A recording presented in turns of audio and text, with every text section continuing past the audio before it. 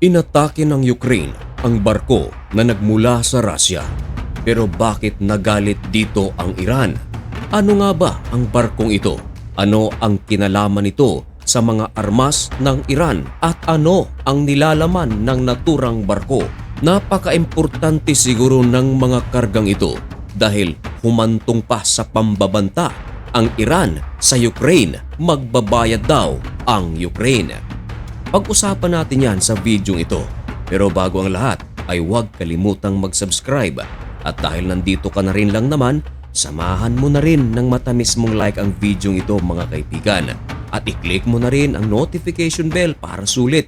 Malaking tulong na yan para sa aming mga content creators.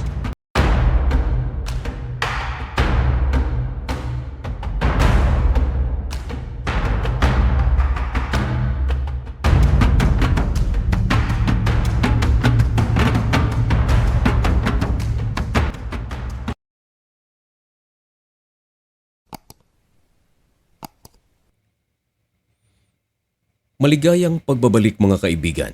Kumusta kayong lahat? Ngayon ay July 27, 2026 at nagbabaga at napakabagong balita na naman ang ating ihahatid sa inyo. Talagang wala ng katapusan ang gulo sa pagitan ng Amerika at ng Iran. Sa panibagong update mga kaibigan, galit na galit ang Iran dahil tama ang iyong narinig mga kaibigan, merong isang barko na nagmula sa Russia, inatake ng Ukraine. Pero yun nga mga kaibigan, bakit kaya galit na galit ang Iran dito? Pero bago natin ipagpatuloy mga kaibigan, ilabas muna natin ang ating mga mahihiwagang mga pruweba o ebidensya at nang sa ganun ay walang masabi ang ating mga kritiko. Nangunguna sa ating listahan ay ang ibinalita ng The Times of Israel. Meron silang headline na ganito: Iran's Foreign Minister claims Ukraine struck Iranian vessel at Israel's behest at vows retaliation. Maliwanag sa balitang ito mga kaibigan na barko pala ng Iran ang inatake ng Ukraine na nagmula sa Russia. Pero teka, baka hindi ito paniwalaan ng marami sapagkat lalabas parang bias sapagkat ang nagbalita mga kaibigan ay The Times of Israel. Natural, ang Israel kalaban ng Iran. Baka naman sinisiraan lang ng The Times of Israel ang Iran dahil sa balitang ito. Pero bakit hindi tayo kumuha ng ebidensya na hindi mula sa Amerika, hindi rin mula sa Israel? Kuha tayo ng ebidensya mula sa pinagkakatiwalaang site ng maraming mga Arabo at ng Iran. Ito ay ang Al Jazeera.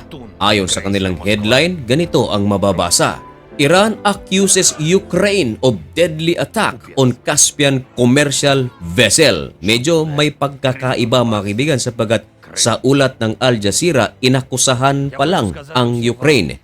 Pero doon sa ulat ng The Times of Israel, inamin na ng Foreign Minister na talagang Ukraine ang may gawa ng naturang pag-atake. Kuha rin tayo mga kaibigan ng ebidensya na hindi nagmula sa Al Jazeera, hindi rin nagmula sa Israel. Dito tayo mga kaibigan sa ibinalita ng Inquirer.net. Ganito ang kanilang headline: Iran threatens response to Ukraine attack on its ship in Caspian Sea. Sa ulat ng Inquirer.net ay pinaghalo ang mga headline ng Israel at ng Al Jazeera.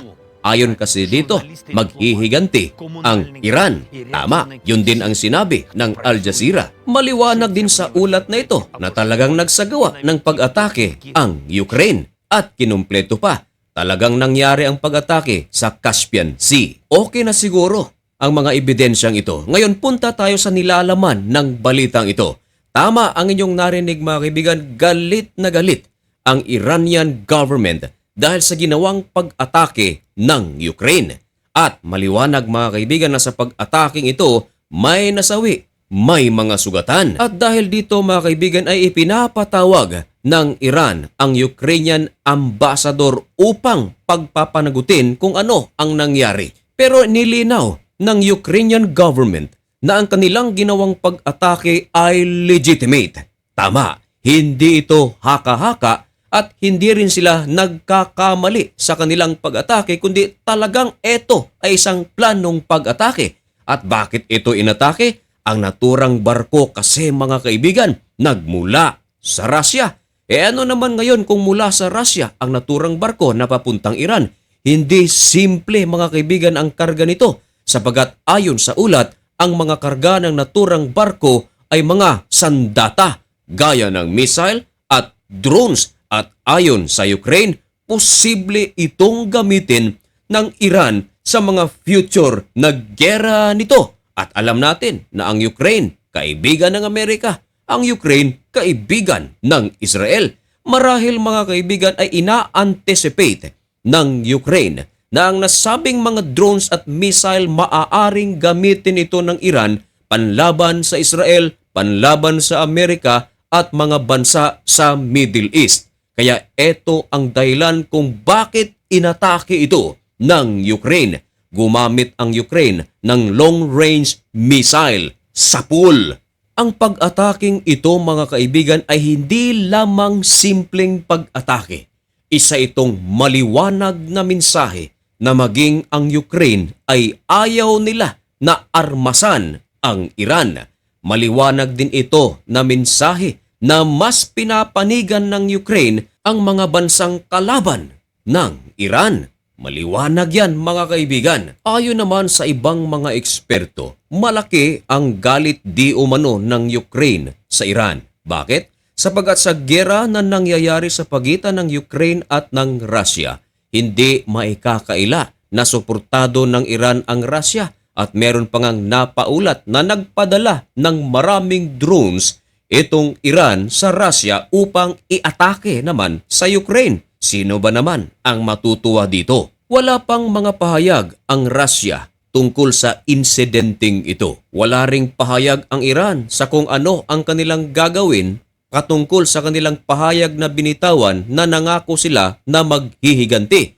Ano kayang paghihiganti ang kanilang gagawin? Aatake rin kaya ang Iran sa Ukraine? Ang tanong, kaya kayang abutin ng mga ballistic missiles at drones ng Iran ang Ukraine kung sakaling ang kanilang paghihiganting gagawin ay pag-atake sa Ukraine? Kung kayo ang tatanungin mga kaibigan, ano ang inyong masasabi sa aksyon na ginawa ng Ukraine?